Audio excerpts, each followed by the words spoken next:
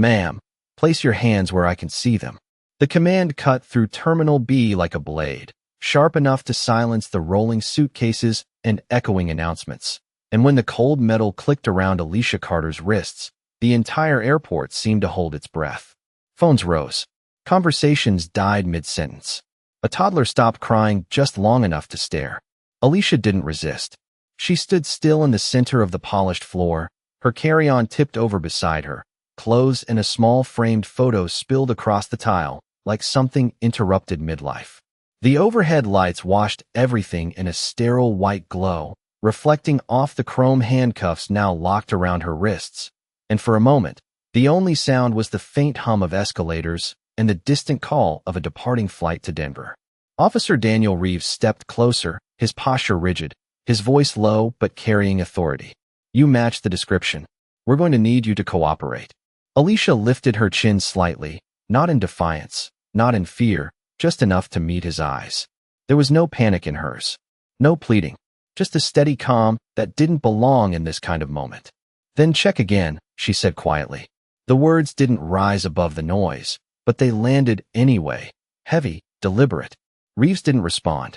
Instead, he gestured to another officer, younger, uncertain, who moved in to secure Alicia's bag. The zipper split open fully as it was lifted, and the contents shifted, neatly folded clothes, a worn paperback, a small leather wallet. The photo slid further across the floor, stopping just inches from a stranger's shoe. A woman nearby leaned down instinctively, then hesitated, glancing at Reeves before pulling her hand back like she'd crossed an invisible line. Alicia noticed. Her eyes flickered there for half a second, then returned forward, her breathing slow, measured, almost rehearsed. Ma'am, do you understand why you're being detained? Reeves asked, louder now, aware of the growing circle of attention. Alicia didn't answer right away. A child clutched his mother's hand nearby, eyes wide, whispering something that didn't carry, and for the briefest moment, Alicia's gaze softened as it passed over him. It's okay, she said gently, not to the officers, not to the crowd, but to the child. The words seemed to drift, misplaced in a moment that didn't feel safe. Reeves' jaw tightened. This isn't a conversation, he said. This is a procedure. He reached for her arm, adjusting the position of the cuffs, a little firmer than necessary, a little too controlled, like he needed to remind himself who was in charge. Alicia didn't flinch, didn't pull away. Her wrists remained still, even as the metal pressed colder against her skin. The younger officer glanced at her again, something unsettled flickering across his face, but he said nothing. Around them, the airport slowly began to breathe again, whispers replacing silence, cameras capturing angles, fragments of a story no one fully understood. And still, Alicia Carter stood there, hands bound, eyes clear, as if she were the only one in the room who already knew how this would end. The hum of the terminal returned in fragments, like a machine slowly remembering how to breathe, but the space around Alicia Carter remained strangely still, as if an invisible line had been drawn around her and no one quite dared to cross it. Officer Reeves shifted his stance, scanning the growing crowd with a controlled impatience, the kind that came from being watched more than from being challenged. Clear the area, he said, not loudly, but firmly enough that a few people stepped back, though none of them truly left. The younger officer knelt beside the open carry-on, gloved hands moving carefully through its contents, each item lifted, paused, then set aside on the floor with quiet precision, as if the act itself required justification. A folded blazer, a travel-sized notebook, a pen clipped perfectly along its spine. Nothing rushed, nothing careless. Sir, the younger officer said under his breath, just enough for Reeves to hear, this does not look like what we were told. Reeves did not look down. We are not here to guess, he replied. We are here to confirm. His eyes remained on Alicia, studying her not as a person, but as a possibility he needed to resolve. Alicia's shoulders remained relaxed, her posture unchanged, even as the weight of attention pressed heavier around her. The cold from the tile seeped faintly through the thin soles of her shoes, grounding her in the moment. Her wrists, bound but steady, did not tremble. She shifted her gaze slightly, following the movement of the younger officer as he reached into the inner pocket of her bag. His fingers paused. For a fraction of a second, His expression changed, subtle but undeniable. He pulled out a small, worn leather holder, the edges softened from use, the surface marked by time rather than neglect. "What is that?" Reeves asked, finally glancing down. The younger officer hesitated. "Identification, I think." "Then open it," Reeves said. The click of the leather snap was quiet, but in the tension of the moment, it carried. The officer's eyes scanned the contents, then stopped. His brow furrowed, not in confusion, but in recognition that had not yet found words. He looked up at Alicia, then back down again, as if checking twice would make the answer simpler. "Sir," he said again, this time less certain, "you might want to see this." Reeves exhaled slowly, stepping closer, his hand extending with practiced confidence. He took the holder and flipped it open, his gaze moving across the badge, the engraving, the seal. For a brief second, his face did not change. Then something tightened along his jaw, a flicker of calculation replacing certainty. "This can be replicated," he said, too quickly, as if the thought had been waiting. Alicia's voice came, calm as before. "It can," she said, "but it is not." Reeves closed the holder and handed it back without acknowledging the weight of what he had seen. "We verify everything," he said, louder now, aware again of the audience, the cameras, the silent judgment forming in real time. "Until then, you remain detained." The younger officer did not move immediately. His eyes lingered on Alicia, searching for something he could not name. "Ma'am," he said quietly, "is there someone we should call?" Alicia looked at him for a moment, and for the first time, there was the faintest shift in her expression, not fear, not frustration, but something closer to patience wearing thin. "They already know," she replied.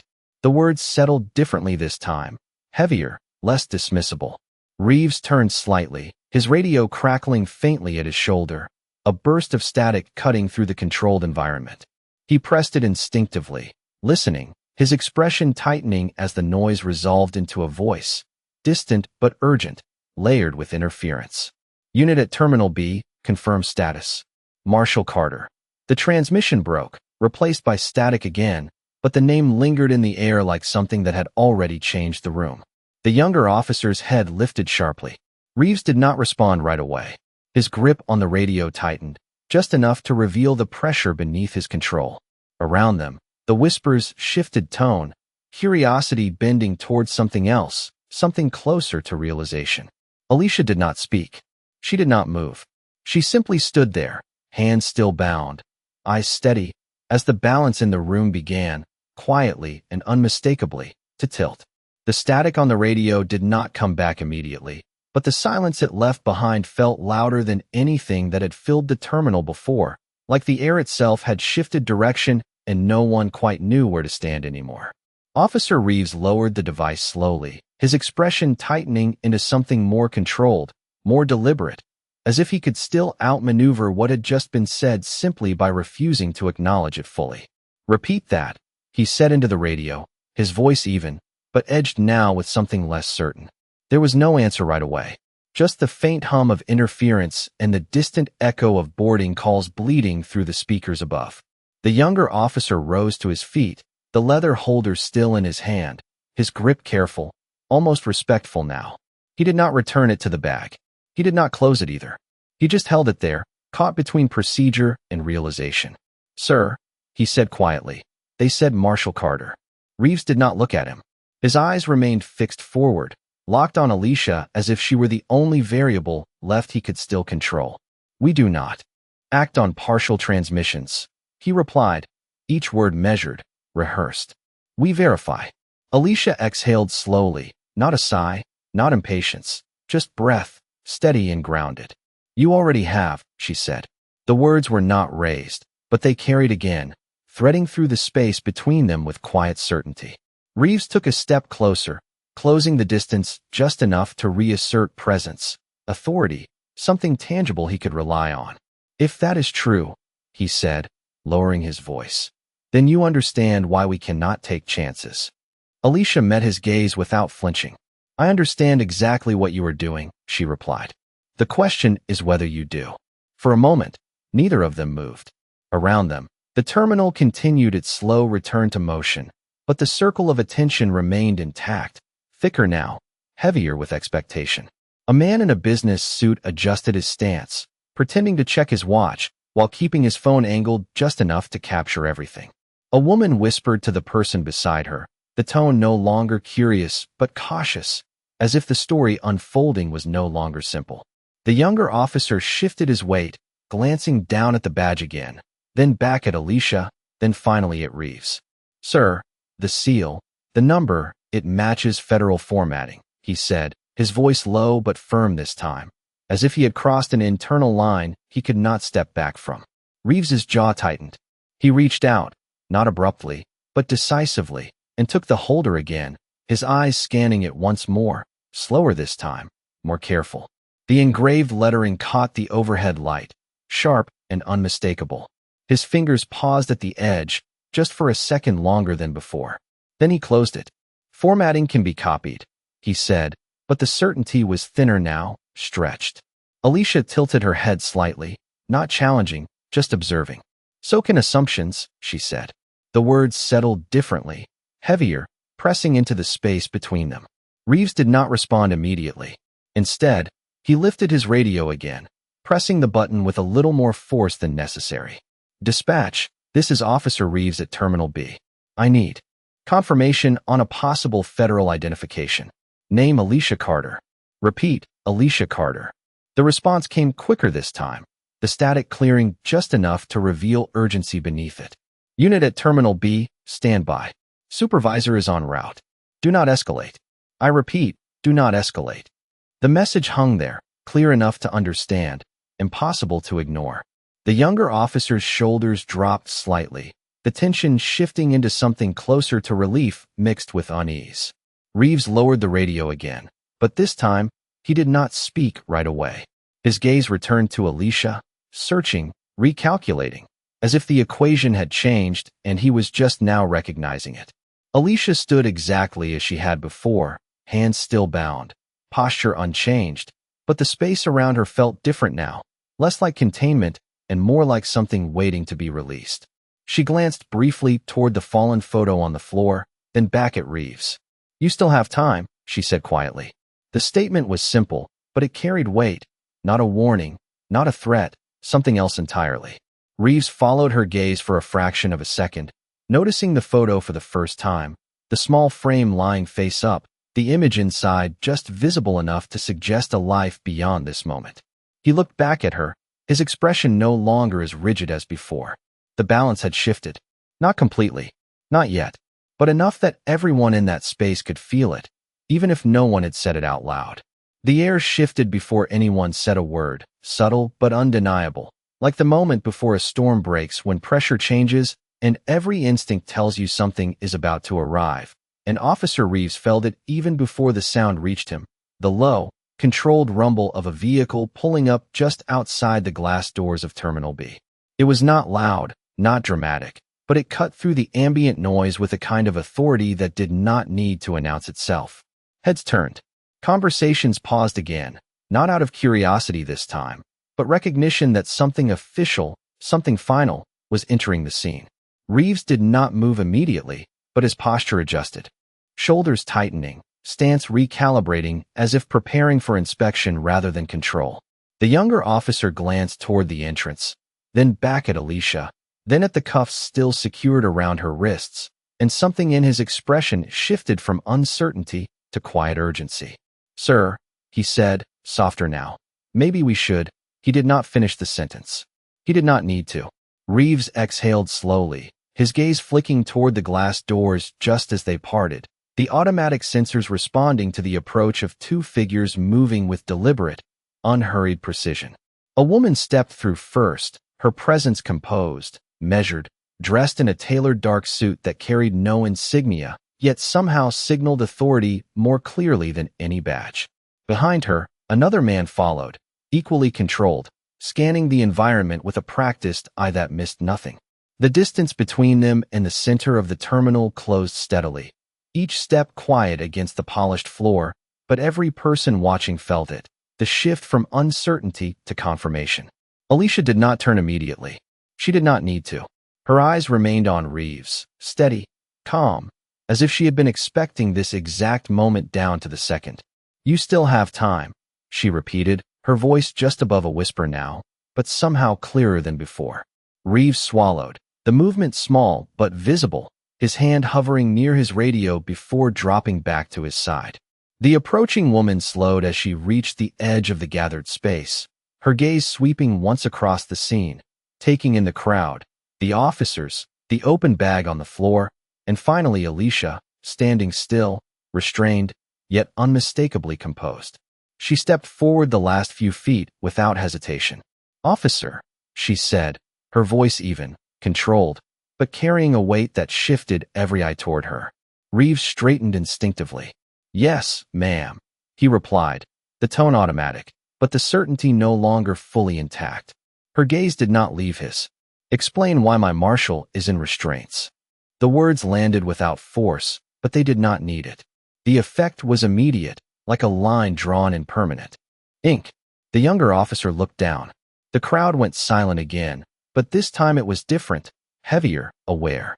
Reeves opened his mouth, then paused, recalculating in real time, every decision he had made in the last few minutes now standing in front of him like evidence he could not rearrange. "We received a description," he began, his voice steady but thinner now, "and we followed protocol to detain and verify. Protocol does not ignore identification." The woman interrupted, not raising her voice, but cutting through his explanation cleanly. Her eyes flicked briefly to the leather holder still in his hand, then back to his face. "And it does not escalate when uncertainty exists." Reeves's grip tightened slightly before he released the holder back to the younger officer, who immediately stepped forward, holding it out with both hands toward Alicia, though the cuffs still remained. The woman's gaze dropped to Alicia's wrists, then lifted again, meeting Reeves's eyes with a quiet expectation that did not need to be spoken aloud. The moment stretched. Reeves hesitated, just long enough for everyone watching to see it, to feel it, to understand that the balance had fully shifted now. Then, without another word, he reached forward, his movements slower, more deliberate than before, and unlocked the cuffs. The metal released with a soft click, the same sound that had frozen the room earlier, but now it echoed differently, not as control, but as correction. Alicia lowered her hand slowly, rubbing one wrist lightly, not in pain, just in acknowledgement of what had passed. She did not step back. She did not step forward. She simply stood there, free now, her posture unchanged, her presence somehow larger in the quiet that followed. The woman in the suit nodded once, then turned her attention fully to Alicia. "Marshal Carter," she said, her tone shifting slightly, not softer, but respectful. Alicia met her gaze and gave a small nod in return. "Director Brooks." Around them, the airport resumed its motion again, but the moment lingered, suspended in the memory of everyone who had witnessed it, the sound of metal releasing still echoing faintly, not as an end, but as something that had just begun to be understood. The sound of the cuffs releasing still lingered in the air, faint but unforgettable, like a note that refused to fade, and for a moment no one moved, not the officers, not the crowd, not even the steady flow of travelers beyond the circle that had formed around Alicia Carter. She lowered her hands fully now, flexing her fingers once as if reminding herself they were free again, her movements controlled, unhurried, untouched by the tension that had just passed through the space like a storm. Director Helen Brooks watched her closely, not with concern, not with urgency, but with a quiet understanding that did not require words, the kind that came from years of knowing exactly what moments like this cost, even when they ended without visible damage. "Are you all right?" she asked, her voice low enough that it did not carry beyond the immediate space between them. Alicia gave a small nod, her gaze steady. "I am," she replied, simple, certain, as if the question itself was already resolved. Behind them, Officer Reeves remained still, his hands now empty, his posture no longer anchored in command, but suspended somewhere between formality and realization. The younger officer stepped back half a pace, giving space not because he had been told to, but because something in the room had shifted enough that he understood his place in it had changed. The leather holder was returned carefully, almost respectfully, placed back into Alicia's hand with both hands, as if correcting something that had gone beyond procedure. Alicia accepted it without comment, slipping it into her jacket with a smooth, practiced motion, like a part of her identity that had never truly been absent, only temporarily ignored. The crowd began to dissolve in fragments, phones lowering, conversations returning in hushed tones, but the energy did not disappear. It lingered, carried in glances, in the way people moved just a little slower as they passed, as if they had witnessed something they would think about later, something they did not fully understand yet. Reeves finally spoke, his voice quieter now, stripped of the edge it had carried before. "Marshal. Carter," he said, the title deliberate, careful. There was no intention to. Alicia raised her hand slightly, not abrupt, not dismissive, just enough to pause the sentence before it could complete itself. He stopped. The words hung there, unfinished, unnecessary. She looked at him for a moment, really looked this time, not as an obstacle, not as authority, but as a person standing in the aftermath of his own decisions. "Intent does not erase impact," she said calmly. There was no anger in her tone, no accusation sharpened for effect, just a statement, grounded and clear. Reeves nodded once, the motion small, but heavier than anything he had said. Director Brooks stepped slightly to the side, her presence still steady, still observant, but no longer the center of the moment. This was no longer about intervention. It was about what remained after. The younger officer glanced between them, his expression thoughtful, almost unsettled, as if something in him had shifted too, something he had not expected to confront in the middle of an ordinary shift. Alicia's gaze moved briefly toward the floor, where the photo still rested near the edge of the scattered belongings. She stepped forward, not hurried, not hesitant, and bent to pick it up. The frame was intact, the image inside untouched, a quiet reminder of a life that existed far beyond this terminal, beyond this moment. She brushed a faint trace of dust from its surface with her thumb, then placed it back into her bag with care. When she straightened again, the space felt different, lighter, but not empty. Reeves watched her, his expression no longer defensive, but reflective, as if he was replaying the last several minutes in his mind, searching for the exact point where things could have been different. "There will be a report," he said finally, not as a warning, not as a defense, just as fact. Alicia met his gaze again. "There always is," she replied. A beat passed between them, quiet, measured.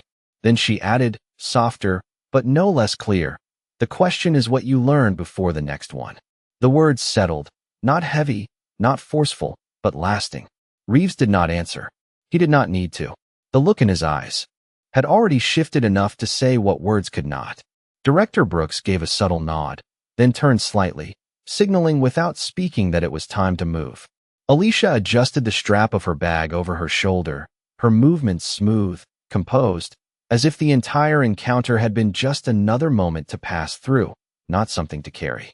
She did not rush. She did not look back immediately. She simply began to walk, her steps steady against the polished floor, blending gradually into the rhythm of the terminal once more. As she reached the edge of the space, she paused for just a fraction of a second, not enough to draw attention, but enough to leave something behind that could not be seen, only felt. Then she continued forward, disappearing into the flow of travelers, leaving behind a silence that was no longer empty, but full of something quieter, something heavier, something that would stay long after she was gone. The rhythm of the terminal swallowed Alicia Carter within seconds, the steady pull of rolling suitcases, boarding calls, and hurried footsteps folding her back into the anonymity she had briefly stepped out of, yet something about her presence lingered like a trace that refused to disappear completely.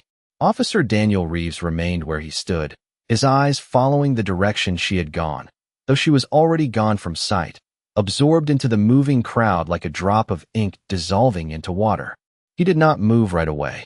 Around him, the space that had once been charged with tension now felt hollow, as if something had been removed that he had not realized he was holding on to. The younger officer shifted beside him, glancing once more toward the direction Alicia had disappeared, then back at Reeves, waiting, uncertain whether to speak or remain silent. Finally, he cleared his throat lightly. "Sir," he said, quieter now, more reflective than procedural, "we had the badge. We had the signal." Reeves exhaled slowly, the breath measured, controlled, but heavier than before. "We had doubt," he replied, though the words sounded less like justification and more like something he was testing against himself. The younger officer nodded, slightly, but did not look convinced. It did not feel like doubt, he said carefully. Reeves did not answer. His gaze dropped briefly to the floor, to the faint scuff marks where the suitcase had been dragged, where the photo had rested, where the moment had unfolded in full view of strangers who would carry it away in pieces. Director Helen Brooks remained nearby, her presence no longer commanding, but observant, as if she were giving the space time to settle before saying what needed to be said. She stepped closer, her heels making a soft, deliberate sound against the tile. "Officer Reeves," she said, her tone even, but carrying weight. "Do you understand what happened here?" It was not a question meant to be answered quickly. Reeves straightened slightly, his posture returning out of habit, though the certainty behind it was gone. "Yes, ma'am," he said. Brooks held his gaze for a moment longer, as if measuring the truth of that answer. "Understanding is not about knowing the outcome," she said calmly. "It is about recognizing the moment when you chose not to see it." Reeves swallowed, the words settling deeper than any instruction he had received before. The younger officer shifted again, his eyes moving between them, absorbing every word, every pause. Brooks continued, her voice steady, never raised. "Authority is not control. It is responsibility. And responsibility requires listening before acting." The terminal moved around them, people passing, announcements continuing, but the space between them remained focused, contained. Reeves nodded once, slower this time. "I understand," he said again, but the words were different now, less automatic, more deliberate. Brooks did not respond immediately. Instead, she glanced once toward the direction Alicia had gone, then back at Reeves. "She gave you a chance," she said. "You did not take it." The statement was simple, but it carried the weight of finality. Reeves did not argue. He could not. The truth of it had already settled in. A few feet away, the younger officer looked down at his hands, then back up again, as if seeing them differently now, as if understanding that what they did, what they held, what they chose to act on, mattered in ways that extended far beyond the moment. "What happens now?" he asked quietly, not to Reeves, not fully to Brooks, but to the space itself. Brooks turned her attention to him, her expression softening just slightly, not with sympathy, but with clarity. "Now," she said, "you remember this moment the next time you think you already know the answer." The words lingered, not as instruction, but as something to carry forward. Reeves looked down again, then slowly lifted his gaze, scanning the terminal, the ordinary world continuing as if nothing had happened, yet everything felt subtly different. Somewhere in the distance, a boarding announcement echoed, calling passengers to a gate he could not see, a reminder that movement never stopped, that moments like this were not pauses, but turning points that folded quietly into whatever came next.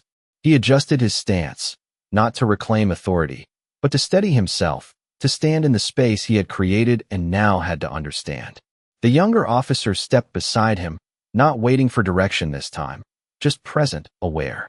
And though Alicia Carter was no longer there, the imprint of her calm, her restraint, her refusal to react the way they had expected, remained, shaping the silence they now stood in. Reeves glanced once more toward the direction she had gone, then turned back, his voice low, almost to himself. "Next time," he said, not as a promise, but as something he knew he would have to prove.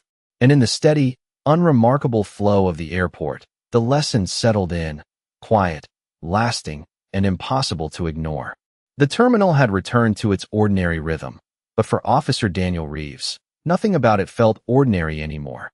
Every sound sharper, every movement more deliberate, as if the world had not changed, but his place in it had shifted just enough to make everything feel unfamiliar.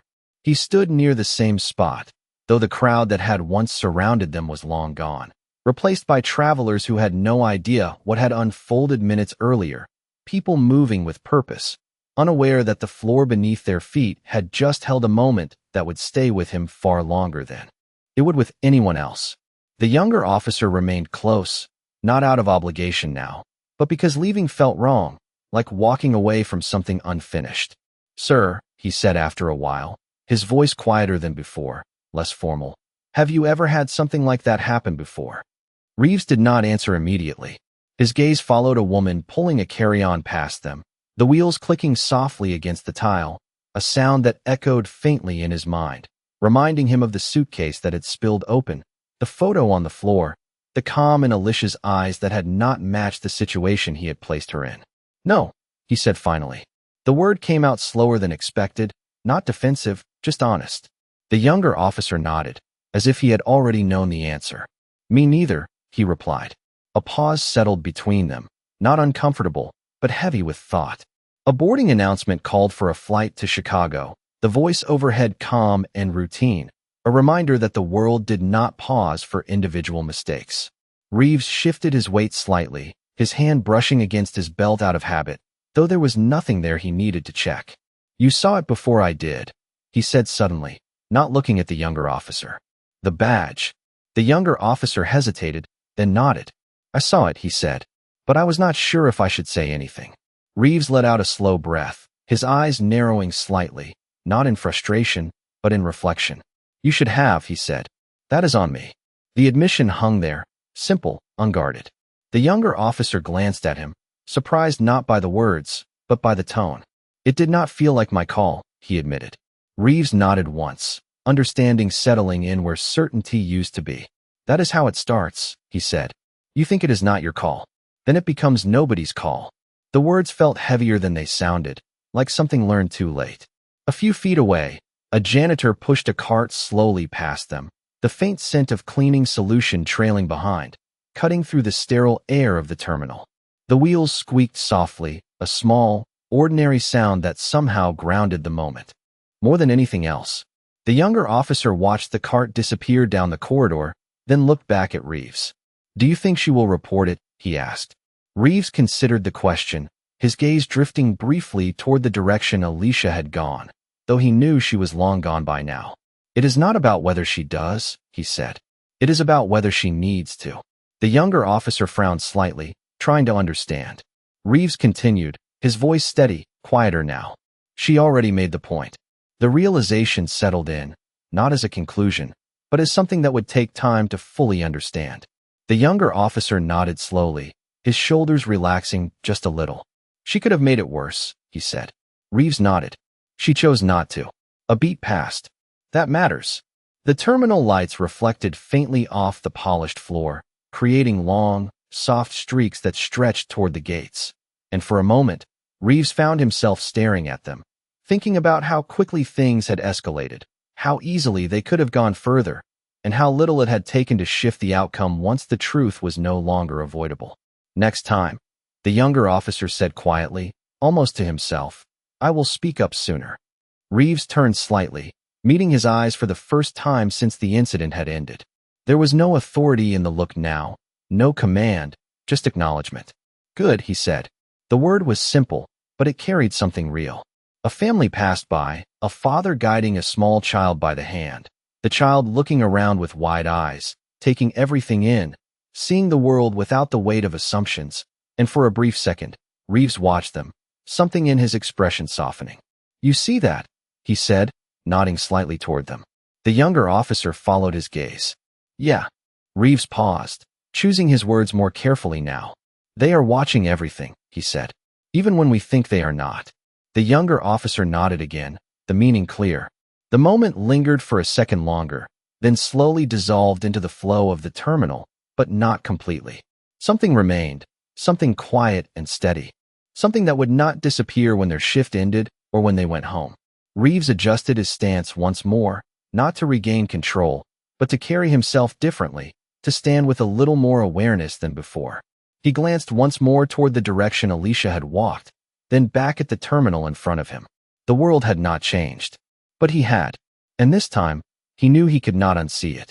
The terminal continued to move, but for the first time since the moment had passed, the noise no longer filled the space inside Officer Daniel Reeves. It echoed instead, distant, like something happening just beyond reach. And as he stood there watching the flow of people, something unsettled remained, not loud, not urgent, but persistent, like a question that refused to be ignored. The younger officer shifted beside him, then finally stepped away to assist another passenger, leaving Reeves alone for a moment in the middle of everything and yet somehow apart from it. He glanced down at his hands, flexing his fingers slightly, as if remembering the weight of the cuffs earlier, the certainty with which he had acted, and the quiet precision with which that certainty had been undone. A voice broke through his thoughts. "You handled that poorly." Reeves turned slightly to see Director Helen Brooks still standing nearby. Though her presence had faded into the background until now, her posture unchanged, her gaze steady. There was no accusation in her tone, only clarity. Reeves did not react defensively this time. "Yes, ma'am," he said. Brooks studied him for a moment, not looking for an excuse, but for understanding. "Do you know why?" she asked. Reeves hesitated, then nodded once. "I thought I was right." Brooks tilted her head slightly. "That is not the answer," she said calmly. Reeves exhaled slowly, searching for something deeper, something that did not feel like a surface explanation. "I did not listen," he said finally. Brooks watched him for another second, then gave a small nod. "Closer," she said.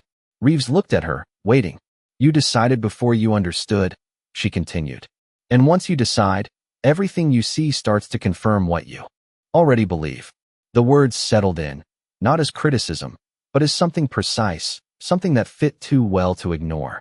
Reeves looked away briefly, his gaze falling on the steady stream of passengers moving past them, people from different places, different stories, none of which could be understood in a glance. "I saw a situation," he said slowly, "and I filled in the rest." Brooks nodded once. "That is what assumptions do," she said. "They make the unknown feel certain." A pause stretched between them, quiet but not empty. Reeves shifted his stance again, not out of habit this time, but to ground himself in the moment. "She told me to check again," he said, almost to himself. Brooks did not respond immediately. She let the statement sit there, letting him hear it again in his own voice. "And you did not," she said finally. Reeves shook his head once, the movement small, but final. "No, I did not." The terminal lights reflected faintly in the glass walls nearby, creating layers of movement and stillness at the same time. And for a moment, Reeves watched his own reflection shift as people passed behind him, a reminder that perspective changed depending on where you stood. "What would you have done?" he asked quietly, turning back to Brooks. She did not answer right away. Instead, she glanced toward the direction Alicia had disappeared, then back at him. "I would have listened the first time she spoke," she said.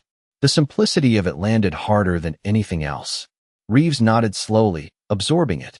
"That is it?" he asked. Brooks gave a slight nod. "That is usually it," she replied.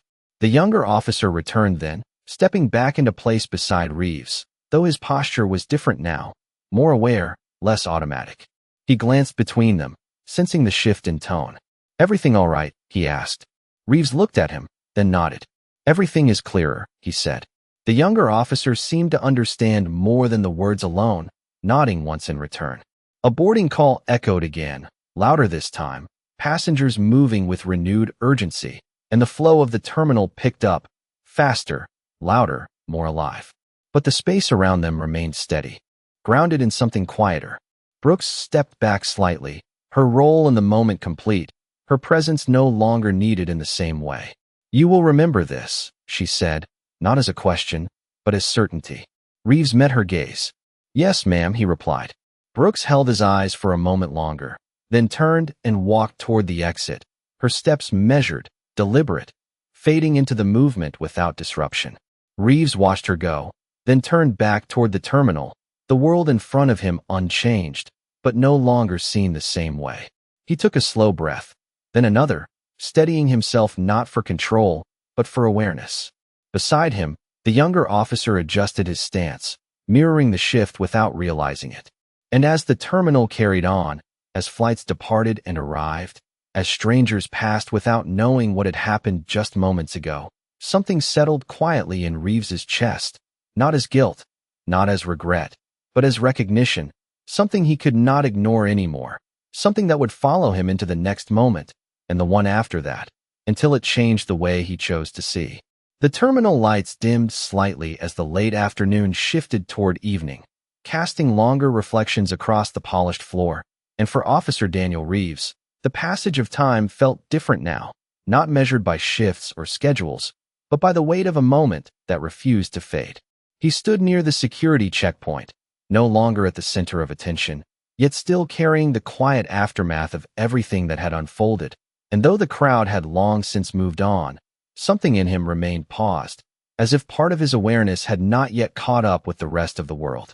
The younger officer approached again, holding 2 paper cups, the faint scent of coffee cutting through the sterile air.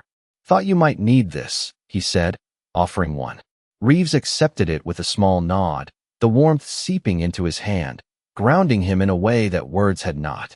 "Thanks," he replied. They stood side by side for a moment, watching passengers move through the checkpoint, bags sliding onto conveyor belts, shoes removed and replaced, the ordinary rhythm of procedure continuing as if nothing had changed. "Do you think she knew?" the younger officer asked after a while, his voice low, thoughtful, "how it would end?"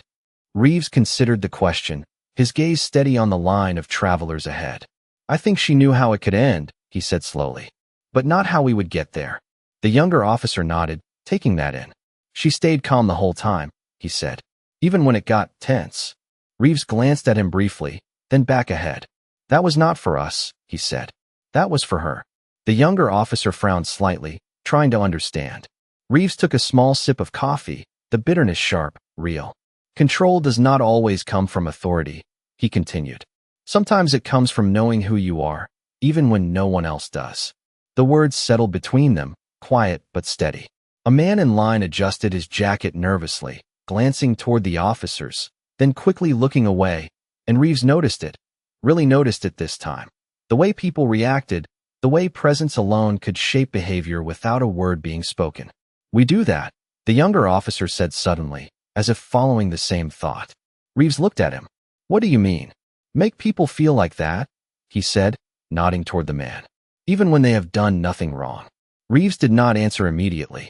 He watched the man step forward, place his bag on the belt, his movements careful, almost rehearsed, as if trying not to make a mistake that had not yet been defined. "Yeah," Reeves said quietly. "We do." The acknowledgement was simple, but it carried more than either of them had said before. A pause followed, not empty, but reflective. The younger officer shifted his weight, glancing down at his own hands, then back up. "I never thought about it like that," he admitted. Reeves nodded once. "Most people do not," he said. The line moved forward again, the steady flow continuing, and for a moment, everything felt almost normal, almost routine, until Reeves caught a glimpse of something familiar in the distance.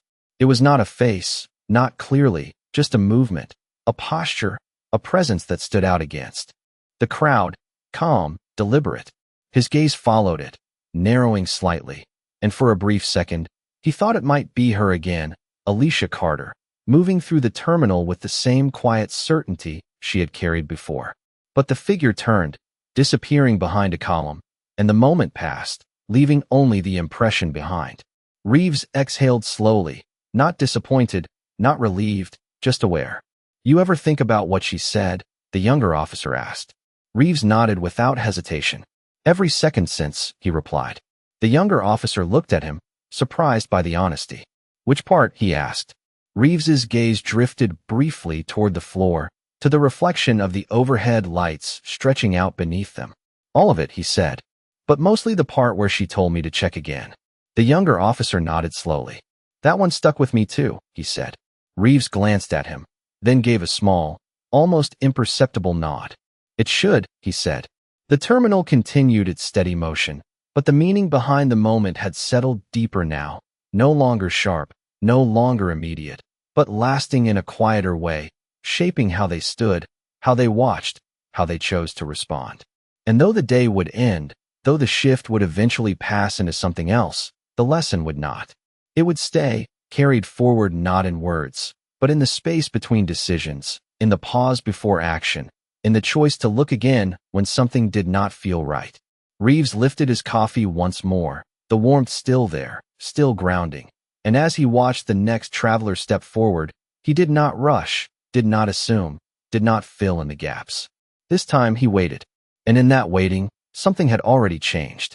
The next call came just as the rhythm of the checkpoint had begun to feel steady again, not loud, not urgent, but enough to shift the air in a way that made Officer Daniel Reeves look up before he even realized why, his instincts catching something his mind had not yet named.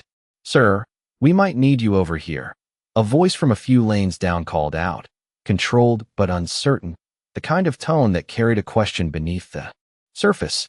Reeves handed his empty cup to a nearby bin and moved without hesitation, his steps measured, his attention sharper now, not rushing to conclusion, not filling in gaps, just observing as he approached. A small group had formed near one of the secondary screening tables, not a crowd, just a handful of travelers pausing in curiosity, their movements slowed by the presence of something unusual. At the center stood a man in his late 50s, well-dressed, composed on the surface, but his fingers tapped lightly against the handle of his briefcase in a rhythm that betrayed tension. Across from him, another officer held a small device in hand, frowning slightly as he checked it again. "What do we have?" Reeves asked as he stepped in, his voice even, not commanding, just present. The officer looked up. "The scanner flagged something in the bag," he said, "but it is not reading clearly." Reeves nodded once, shifting his gaze to the man, taking in the details without rushing them into meaning. "Sir," he said calmly, "we are just going to take another look. Nothing to worry about." The man gave a tight smile, nodding quickly. "Of course," he said. "I understand."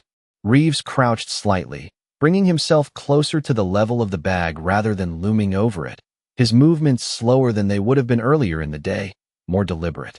He unlatched the briefcase carefully and opened it just enough to see inside. The contents neatly arranged, documents stacked, a tablet, a small metal case tucked into one corner. He paused, not because something was wrong, but because something felt familiar, not in appearance, but in the moment itself, the quiet tension, the expectation hanging in the air. "Can you tell me about this case?" Reeves asked, glancing up briefly at the man. "It is just equipment," the man replied, his voice steady but quick. "For a presentation." Reeves nodded, not challenging, not accepting, just listening. He reached in and lifted the small case, turning it slightly, noting the weight, the texture, the way the latch sat just a fraction off-center. The other officer leaned in. "That is what triggered it," he said. Reeves did not respond immediately. Instead, he looked back at the man. "Do you mind if we open it?" he asked. The man hesitated for a fraction of a second, then nodded again. "Go ahead." Reeves set the case down on the table, his fingers resting on the latch, but he did not open it right away. He paused, just long enough to feel the moment, to let the silence settle instead of rushing through it. The younger officer, now standing just behind him, watched closely, recognizing the difference, the absence of assumption in the way Reeves held the situation. "You said it is for a presentation," Reeves continued, his voice calm. "What kind?" "Engineering," the man replied. "Structural design." Reeves nodded once, taking that in, then slowly opened the case. Inside, neatly secured, were several small metal components, precise, clean, nothing irregular, nothing hidden, just parts, exactly what the man had described. The tension in the air shifted, not dramatically, but enough. The other officer let out a small breath. "Looks fine," he said. Reeves nodded, closing the case just as carefully as he had opened it, then stepping back to give the man space. "Thank you for your patience," he said. "You are all set." The man exhaled, a visible release of tension, and nodded again, more genuinely this time. "Thank you," he replied, gathering his belongings. As he walked away, the small group dispersed, the moment dissolving almost as quickly as it had formed. Reeves stood there for a second longer, watching the flow resume, then glanced back at the younger officer. "You waited," the younger officer said quietly, not as a question, but as recognition. Reeves nodded once. "I listened," he replied. The difference was subtle, almost invisible from the outside, but it changed everything. The younger officer nodded slowly, understanding settling in. Around them, the terminal continued as it always had, steady, constant, unaware of the shift that had just taken place. But for Reeves, the space felt clearer now, not because the world had changed, but because he had chosen to see it differently. And this time, there was no need for correction, no voice on the radio, no arrival to reset the balance. This time, he had paused, he had asked, and he had seen. And in that small, quiet moment, something had been set right before it ever had the chance to go wrong. The movement at the checkpoint settled back into its familiar rhythm, but for Officer Daniel Reeves, the shift he had made lingered in a way that felt steady rather than heavy, like a new balance he was still learning to stand in. The younger officer remained nearby, quieter now, more observant, his posture less rigid, as if the lesson from earlier had not only been heard but absorbed somewhere deeper.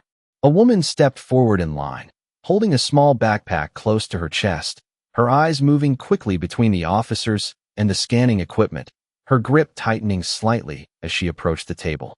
Reeves noticed it immediately, not as a signal of suspicion, but as a sign of discomfort, the kind he had seen countless times but had rarely stopped to interpret. "Good afternoon," he said, his voice calm, even, not sharp, not rushed. The woman nodded, her response polite but cautious. "Afternoon." Reeves gestured gently toward the table.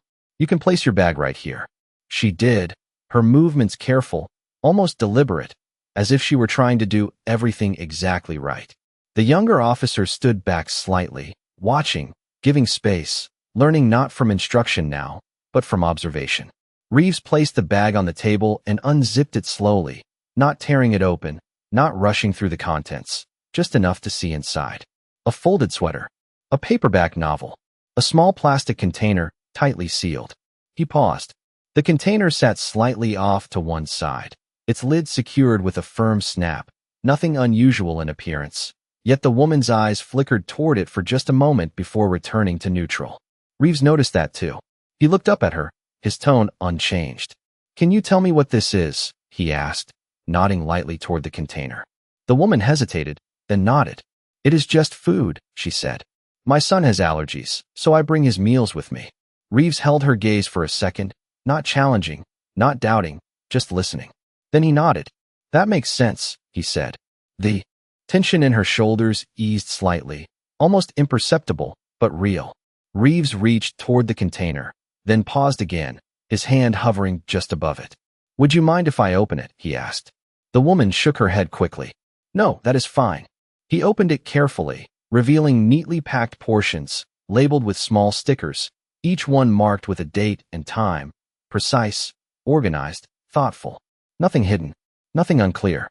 Reeves closed the container gently and placed it back exactly where it had been. "You are all set," he said. The woman let out a breath she had not realized she was holding, her shoulders dropping just slightly. "Thank you," she said, her voice softer now, more at ease. As she gathered her bag and stepped away, she glanced back once, just briefly, and gave a small nod, a quiet acknowledgement that carried more than words. Reeves returned the nod, just as subtly. The younger officer stepped closer once she was gone, his expression thoughtful. "You asked first," he said. Reeves nodded. "She already told me what I needed to know," he replied. The younger officer considered that, then nodded slowly. "Before, we would have just opened it," he said. Reeves did not deny it. "Before, we would not have heard her answer," he said. The difference sat between them, quiet but clear. A man in line shifted forward, placing his bag on the belt, the steady flow continuing. But something about the space felt different now, less tense, less reactive, as if the way Reeves carried himself had changed the atmosphere around him without needing to announce it. The younger officer watched the next interaction closely, noticing the pauses, the questions, the way Reeves allowed space for answers instead of filling it with assumptions. "It is slower," he said after a moment.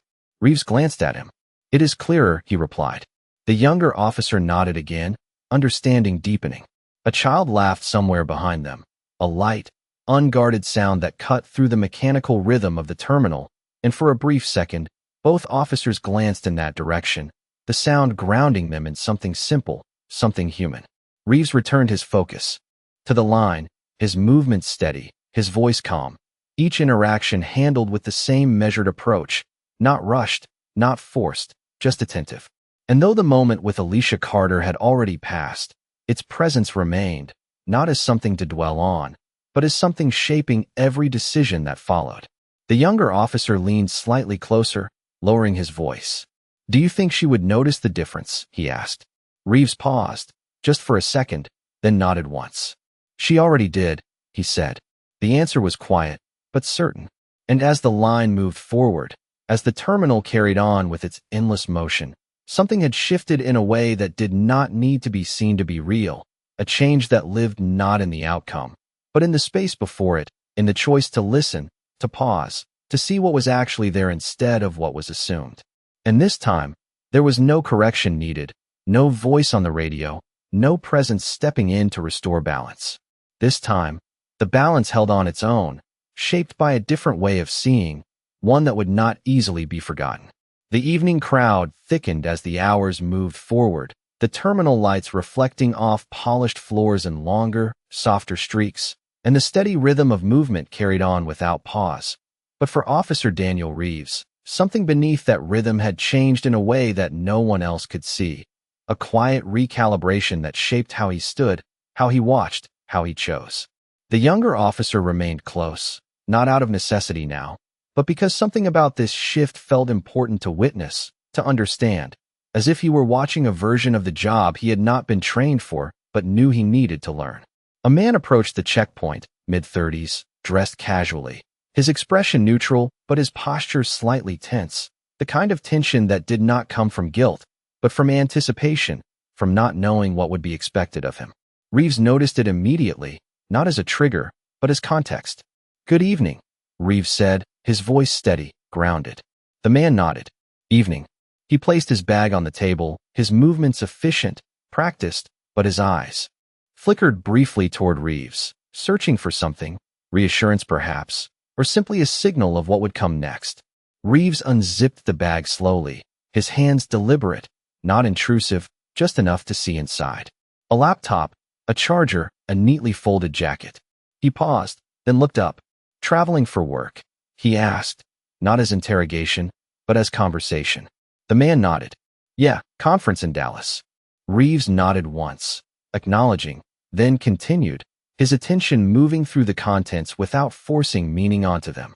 The younger officer watched closely, noticing the difference again, the absence of urgency, the presence of patience.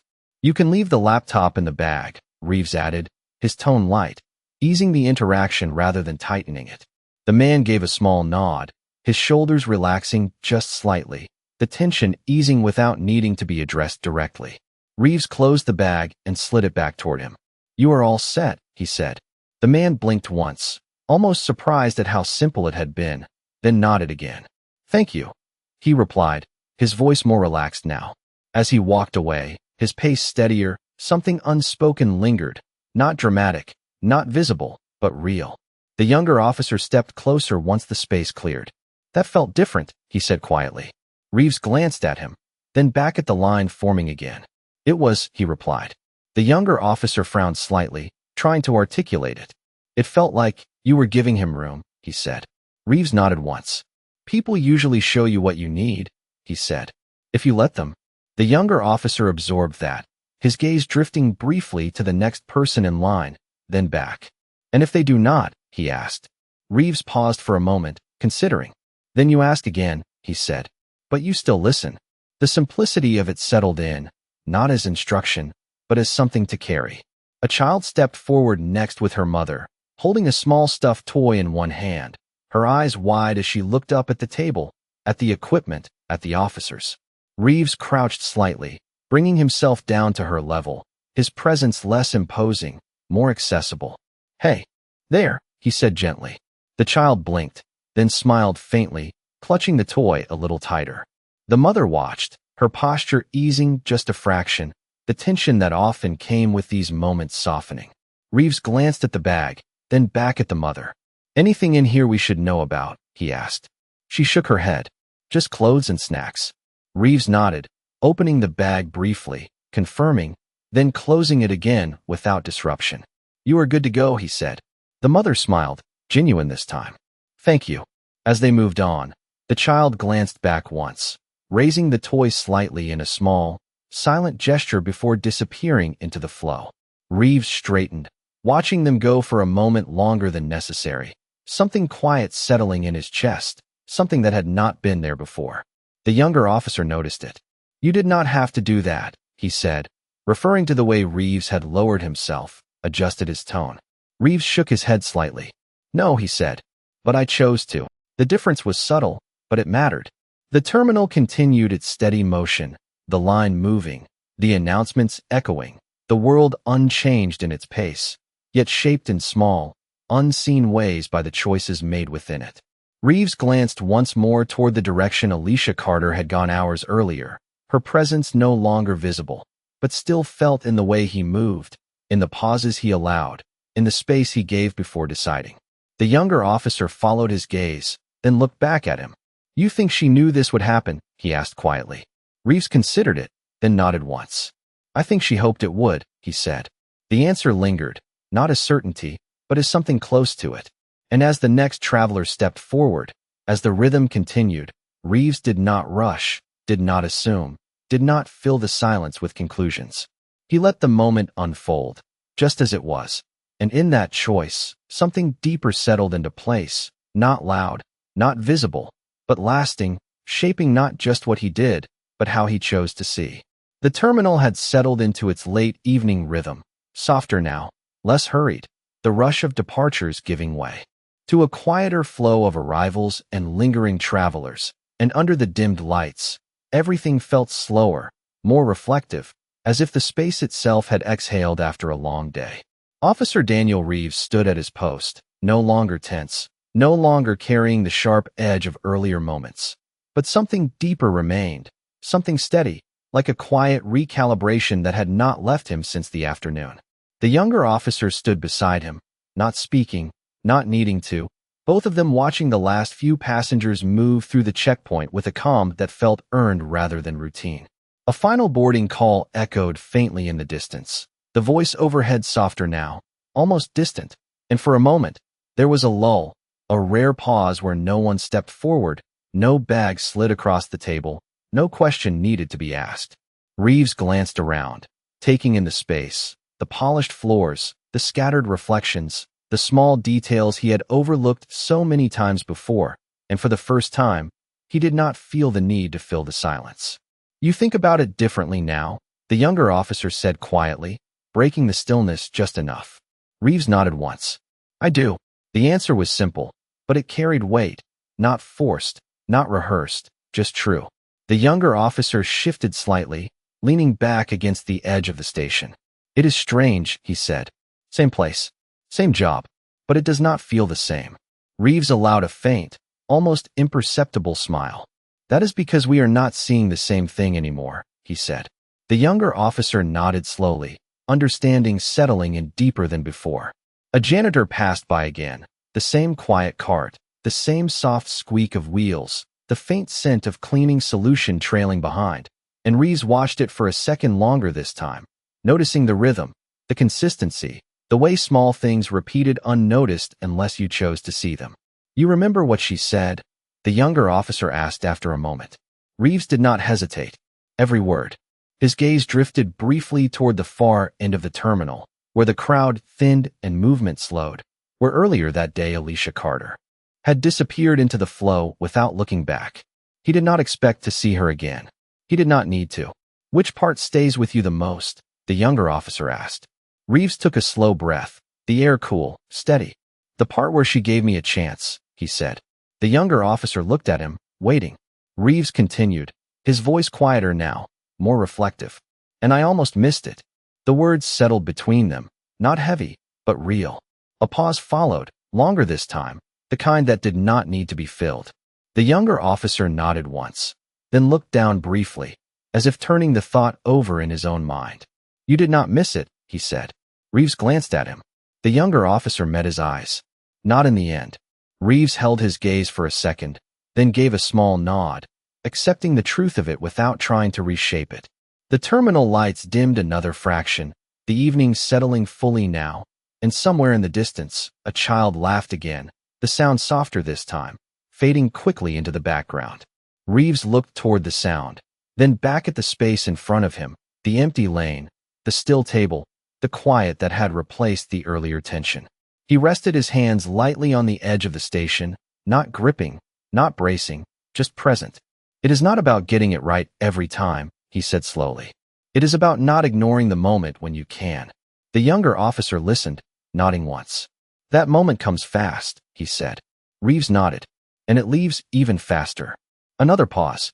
Then, without urgency, without ceremony, Reeves stepped back into position as a new traveler approached, a woman with a small suitcase, her expression neutral, her steps steady. He met her with the same calm presence, the same open awareness, not assuming, not deciding before seeing. "Good evening," he said, his voice even, grounded. The woman nodded, returning the greeting. And just like that, the work continued, but something fundamental had changed beneath it, something quiet and lasting. The younger officer watched the interaction unfold, recognizing the difference not in what was done, but in how it was done, in the space given, in the pause before action, in the absence of assumption. And as the night carried on, as the terminal slowly emptied and filled again, the moment from earlier did not fade. It settled. It stayed. Not as a mistake to regret, but as a line that had been crossed and understood, a point where something shifted from one way of seeing to another. Reeves glanced once more toward the far end of the terminal, not searching, just acknowledging, then returned his focus forward. The world had not changed. The lights were the same. The sounds were the same. The work was the same. But the way he chose to stand in it was not. And in that quiet difference, something real had taken hold, something that did not need to be spoken to be understood, something that would follow him long after the terminal emptied, long after the shift ended, long after the moment itself had passed. He did not need to prove it. He did not need to say it out loud. It was already there, in the pause, in the choice, in the way he looked before he decided. And that was enough.